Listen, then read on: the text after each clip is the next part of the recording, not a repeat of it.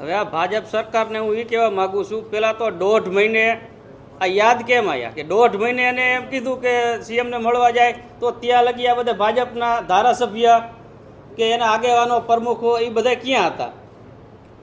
અને બીજા નંબરમાં જેથી આ રાજકોટ બંધ કર્યું તેથી ભાજપવાળાએ પોલીસ પર દબાણ કરી અને તમામને ફોન કરાયા, પીએસઆઈના પોલીસવાળાને, કે અહીંયા ન જતા, અહીંયા ન જતા. કે શું કામ ભાઈ ન જતા? કોઈ તમારા બાપની બીક લાગે છે અમને? અને તમે કેમ ફોન? તમારામાં તાકાત હોય તો હું અનુરુચિ પી જાડેજા, ગામ ખાખરા, તાલુકો ધ્રોલ ને જિલ્લો જામનગર, મારા નંબર હે 9971253138. મને ડાયરેક્ટ ફોન કરો જો અસલ તમારી માએ હુંઠ ખવડાવી હોય તો. તમે વાયા વાયા કેમ બધાને ફોન કરો છો? હવે તો તમારે ગયા હોત તો તમને ખબર પડે કે આમાં શું આની હાલત હોય. તમે કેમ બધાને ફોન કરી કરીને દાબમાં લેવા માગો છો? તમે ભીનું હંકેલવા માગો છો કે તમારામાં તેવડ નથી? સારો નમાલીના પેટના. અને બીજું, અમે સીએમ સાહેબને મળ્યા તો સીએમ સાહેબને મેં રજૂઆત કરી કે સાહેબ અમે રાજકોટથી ગાંધીનગર લગી આવી છીએ, તો અમારી 4 વ્હીલર આવી તો અમે પીયુસી ન હોય તો પીયુસીની તપાસ કરે, વીમો ન હોય તો એની તપાસ કરે, લાયસન્સ ન હોય તો એની તપાસ કરે, તો કાં અમારે દંડ ભરવો પડે અને કાંઈ અમારી પાસે તોડ કરે. તો એ વસ્તુની જો તમને રોડ ઉપરની ખબર હોય, આ વ્યક્તિ નીકળે આની પાસે કાંઈ નથી, તો આ વસ્તુ તમને ખબર નથી આમાં કેટલો ભ્રષ્ટાચાર હાલે છે. આ બધું રૂપિયા ખાઈને જ હાલે, તમને બધી ખબર છે, તો એની પાસે કેમ તમે એને કાંઈ કરતા નથી કાર્યવાહી? જરાય સંતોષ નથી. મુખ્યમંત્રીને મેં આ કીધું ને તો એની પાસે એનો જવાબ પણ નહોતો. એને એ બોલી ન હોય કે અમે આ વસ્તુનો તમે કયો અહીંયા પોગી છે ત્યાં લગી માં થાય છે, તો કે ના ના એ બરોબર છે. તો તમારી પાસે એને તાકાત નથી વસ્તુ બંધ કરાવવાની, તો આનો નિર્ણય દેવડાવવાની તમારી જ તાકાત છે. બીજા નંબરમાં હર્ષ સંઘવીને પણ મેં કીધું કે અહીંયા તમે કહો છો કે ગુજરાતમાં દારૂબંધી છે, તો અહીંયા બિયર અને ઇંગ્લિશનો પણ જથ્થો નીકળ્યો હતો, એની પણ કંઈ તમે કાર્યવાહી કરી નથી. એ લઈ આવ્યો ક્યાંથી, કોણ લઈ આવ્યું, તો એને પણ આપણે જવાબ કંઈ ન આપીએ. હવે કાર્યવાહી તો આને કડકમાં કડક સજા કરે. અને અમારી માંગણી 12 મુદ્દાની છે, એ 12 મુદ્દા અમલમાં લઈ આવી અને એને ઝડપથી એને સજા કરે. અમને એવું કાંઈ લાગતું નથી. એ પણ એક શબ્દ બીજું કાંઈ બોલ્યા નથી, ખાલી એટલું બોલ કે અમે સાથે છે. હવે સાથે હોય તો સત્તાધારી પક્ષને શું વારો? એક ફોનમાં બધું મંડે થવા કે ભાઈ આનું આ મંડો કરવા, તો એનો તો હજી કાંઈ 3 દી થયા, હજી કોઈનો પછી અહીંયાથી નીકળ્યા પછી કોઈને કાંઈ ફોન આવ્યા નથી. અને અહીંયા ગયા તો અમને વિડીયો કોન્ફરન્સમાં મળવાની અને બીજાને બધાને ના પાડી હતી. આપણને તો ના નથી, મને નહોતો કોઈનો ફોન આવ્યો, પણ અમુક ઘણાને ના આવી હતી કે ભાઈ તમે વિડીયો કોન્ફરન્સમાં ન જતા, અહીંયા નો આમ કરતા, અહીંયા જવાની મનાઈ છે. હું એક જ વે અહીંયા ગયો હતો, બાકી કોઈને અહીંયા એની ગાડી જ નહોતી ઉભી રાખી, એની ગાડીમાં લઈ ગયા હતા. હું તો મારી પ્રાઇવેટ ગાડી લઈને ગયો હતો. અને અહીંયાથી બહાર આવ્યા પછી ભાજપના અમુક લોકોના ફોન આવ્યા, અમારા જામનગર જિલ્લાથી જે ભાજપ પ્રમુખ છે એમનો પણ મારી ભેગા જે મારા ભાઈબંધ હતા એનામાં ફોન આવ્યો કે તમે જામનગરવાળા કેમ કે અહીંયા ગયા વિડિયા સામે અને કેમ આમ કર્યું? તો શું ભાઈ તારા બાપની અમને બીક લાગે છે? રમેશભાઈ મુંગરાને જ હું કહેવા માગું છું, ભાજપ પ્રમુખ જામનગરના, કે તારા બાપની બીક લાગે છે? તારામાં તાકાત હોય તો મારા નંબર ઉપર ફોન કરીને કે તમે કેમ અહીંયા ગયા હતા. તું બીજાને કેમ ફોન કરીને કહેશો? તારો છોકરાને ખાલી એક દિવાળી તો મેં કીધું આંગળી ઉપર, તો તને ખબર પડે કે આનું શું થાય. અને સીએમ સાહેબના દીકરાને હમણાં મજા નહોતી તો હડીવાડી કરી મેં કીધી, અને જવું પડે એવું નથી કે આપણે ન જાય, પણ એ જ રીતના અમારા દીકરા હોય ને તો એ એને ખબર હોવી જોઈએ કે આનો આપણે તાત્કાલિક નિર્ણય લેવો જોઈએ. આ તો બધા શું રૂપિયા ખાય અને ભીનું અંકેલો જ માગે છે આ ભાજપ સરકાર. હું તુષાર ગોરેચા, ટીઆરપી ગેમ ઝોનમાં મારો ભાઈ 22 વર્ષનો જયંત અનિલભાઈ ગોરેચા આવી ગયો છે. હવે અત્યારે ભૂપેન્દ્ર પટેલ સીએમએ અમને 1.5 મહિને યાદ કર્યા. રાહુલ ગાંધી મળ્યા બાદ 1.5 મહિના સુધી અત્યાર લગીમાં બનાવ બન્યો નથી. અત્યાર લગીમાં ભાજપના કોર્પોરેટરથી માંડીને સંસદ સભ્ય સુધીમાં આજ લગીમાં કોઈ મળવા આવ્યું નહોતું આ બાબતે. અને અમે લેખિતમાં 12 મુદ્દા આપ્યા છે. 12 મુદ્દામાંથી હજી સુધીમાં એકેય વસ્તુમાં અમલ કર્યો નથી. એને 2 દિવસ થઈ ગયા. 12 મુદ્દામાંથી એક પણ નહીં. ન્યાય મળવા માટે અત્યાર લગીમાં અમારે જો 20 દિવસ બનાવ બન્યા હોય 20 દિવસ બનાવ બન્યા હોય અને પત્રિકા લઈને ન્યાય માટે રાજકોટ બંધ કરાવવા માટે અને ન્યાયની અપીલ કરવા માટે રાજકોટમાં ખરા બપોરે આટા મારવા પડતા હોય તો પછી શરમની વાત કહેવાય સરકાર માટે. એક અને આમાં 2 વસ્તુ અમે હાલમાં ફરજિયાતમાં માંગણીમાં માંગી હતી કે ટીઆરપી ગેમ ઝોનમાં બનાવ બનેલા એમાં એક સીટની રચના કરવામાં આવે. અમે કહી એમાં સુપ્રીમ કોર્ટના નિવૃત્ત 2 જજ ગુજરાત હાઈકોર્ટના નિવૃત્ત ચીફ જસ્ટિસ તેમજ ગુજરાત હાઈકોર્ટના 3 જસ્ટિસ શ્રી અને નિવૃત્ત મહિલા સિટી સિવિલ જજ તરીકે ફરજ બજાવેલી એવી કોઈ પણ એક વ્યક્તિ આ એક સીટની રચનાની અમે પૂરજોરમાં માંગણી કરી હતી અને એક તપાસ અધિકારી માટે અત્યારે તપાસ કરે છે એના ઉપર અમને ભરોસો નથી. આ કેસ બન્યો એના 2 કે 3 દિવસની અંદર જ એના ઉપર 3 કરોડનો તોડ કરવાનો આરોપ આવેલો હતો. એ અમને પછી જાણ થઈ. હવે જો એ 3 કરોડનો એ બાબતમાં તોડ કરતો હોય પોલીસ ઓફિસર, તો આ કેસમાં ન કરે એની શું ગેરંટી? એટલે તપાસ અધિકારીમાં ગેમ ઝોનમાં અત્યારે જે ચાલુ છે એમાં આઈપીએસ સુધા પાંડે, સુજાતા મજમુદાર અને નિલિપ્ત રાય, આ 3માંથી કોઈ પણ 2 વ્યક્તિને એમાં તપાસ અધિકારીમાં પોસ્ટિંગ આપે. એ 2 વસ્તુમાં અમે સૌથી વધારે જોર રાખીને માંગણી કરી હતી અને 6 મહિનામાં ટ્રાયલ પૂરો થાય એ બાબત. પરિવાર તરીકે તમે મુખ્યમંત્રીને મળ્યા ત્યારે આ માંગણી મૂકી તો મુખ્યમંત્રીએ શું કીધું તમને? એને વાંચ્યું અને આમાં આગળ વધશું, કોઈને મૂકવામાં નહીં આવે, ખાલી વાત જે ઓલું કહે એ રીતે વાત કરી. આમાં લાગતું નથી કે કાંઈ આગળ કરી શકે. મુદ્દા એને આપણે આવેદનપત્ર ટૂંકમાં મારી પાસે જે છે એમાં 10 જણાનું સાઇન કરેલું છે. 10 જણાની સાઇન કરેલી છે. 10 પરિવાર થ્રુ આખો લેટર આપેલો હતો. એમાં હર્ષ સિંઘવી અને સીએમ સાહેબ બેયને આ વસ્તુ આપણે વચાવી, બેયને એક કોપી આપી, અહીંયા આપીને જ આવ્યા છીએ. 12 મુદ્દા અમે કહીને તો અમારા માટે આ હોનાના છે કે આ ખાલી 12 મુદ્દા અમને કરી દઈએ ને તો અમને અહીંયા ધરો કે આ વસ્તુમાં અમને ન્યાય મળી જશે.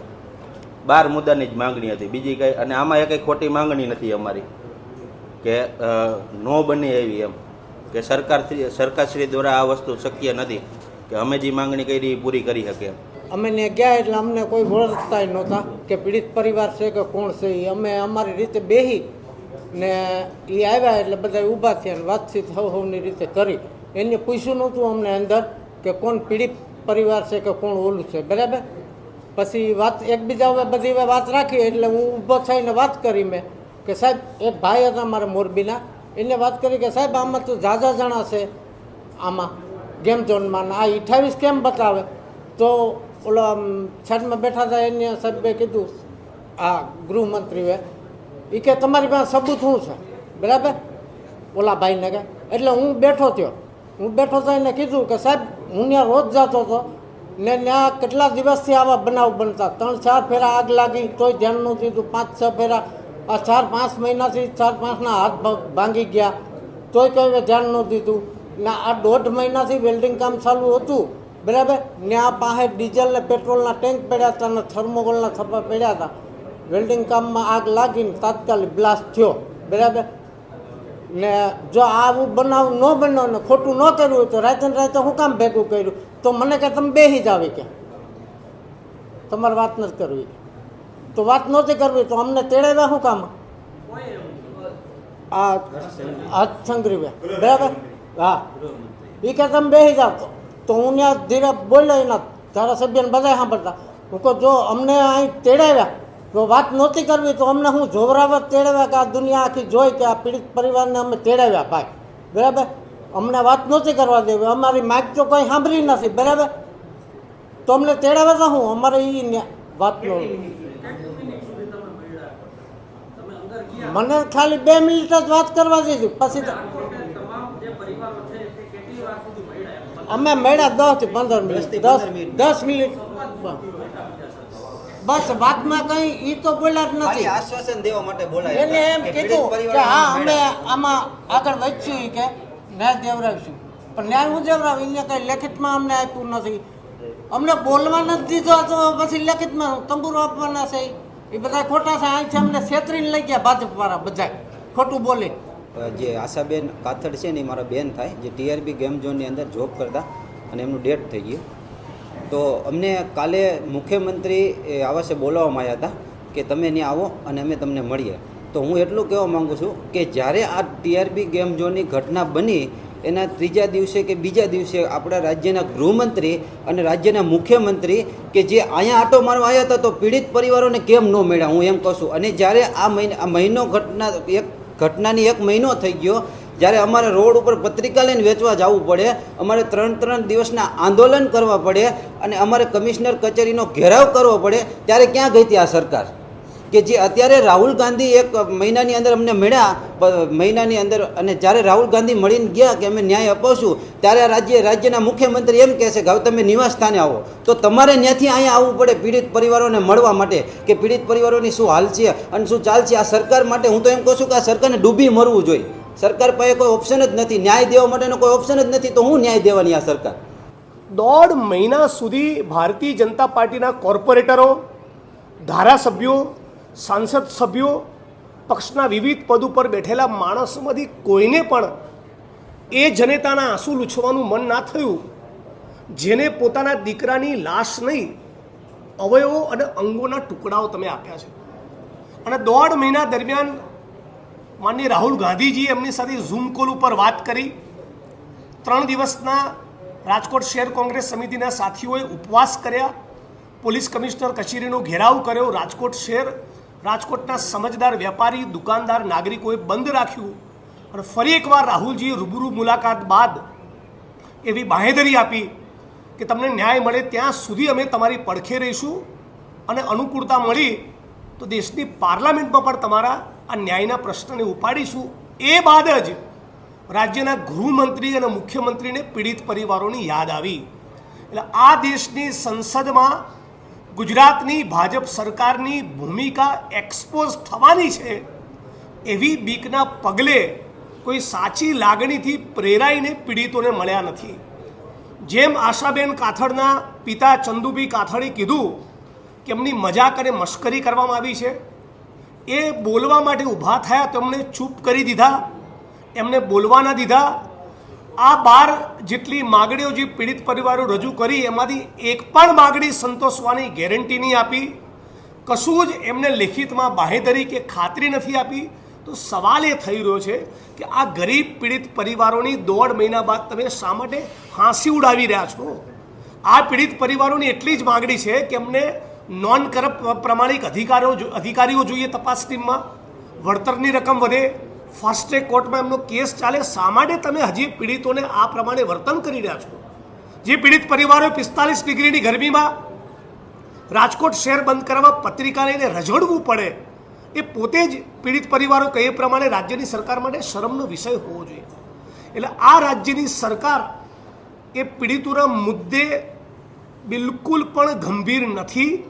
રાજ્યની સરકાર, ગૃહમંત્રી, મુખ્યમંત્રી એ પીડિતોને ન્યાય આપવા માગતા નથી.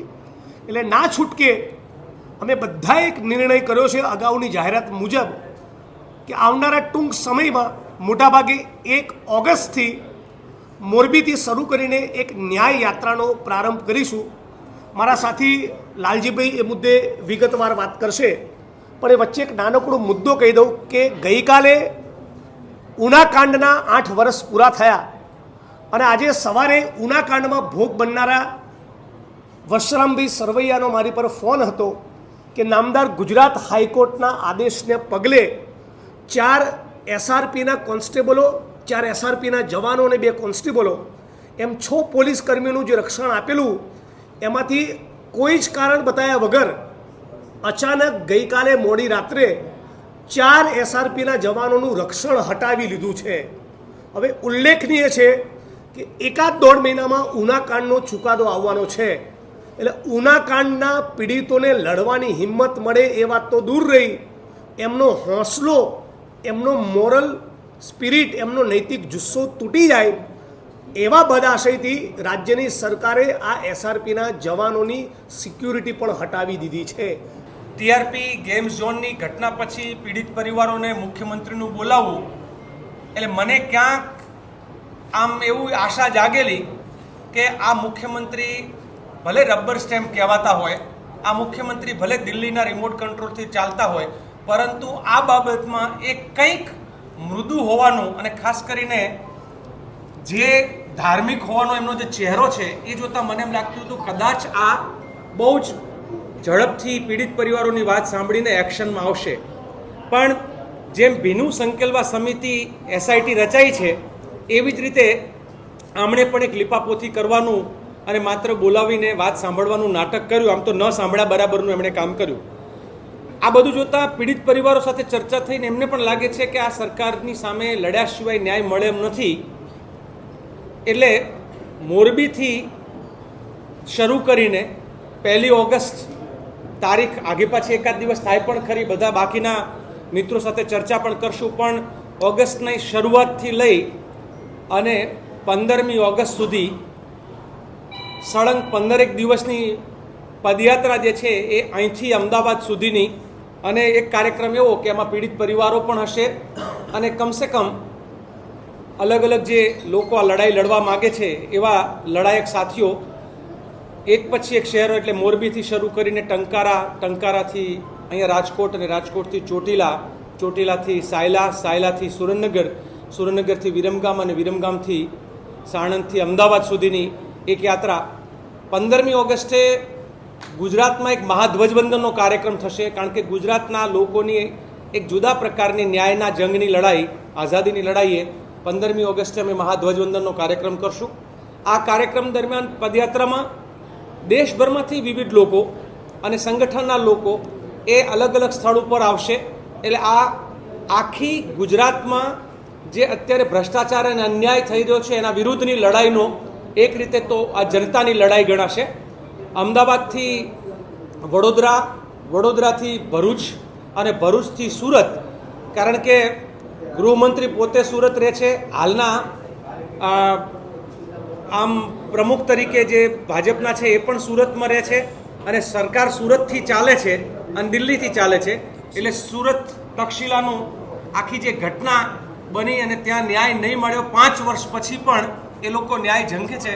મિત્રો, અમે પાલભાઈ, જિજ્ઞેશભાઈ ને અમે લોકો માત્ર અહીંયા ટીઆરપીમાં પીડિત થયેલા લોકોના જ સંપર્ક કરીને એમના જ દુઃખ દર્દ માટેની લડાઈ મર્યાદિત રાખવાના બદલે અમે બીજા પીડિત પરિવારોને પણ મળ્યા.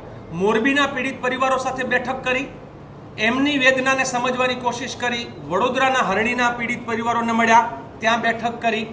તક્ષશિલાના પીડિત પરિવારો જે છે એને મળ્યા. બધાની એક જ વાત આવે છે કે અમને જીવતા જીવ ન્યાય મળે. અમે જીવીએ છીએ ત્યાં સુધીમાં ન્યાય મળે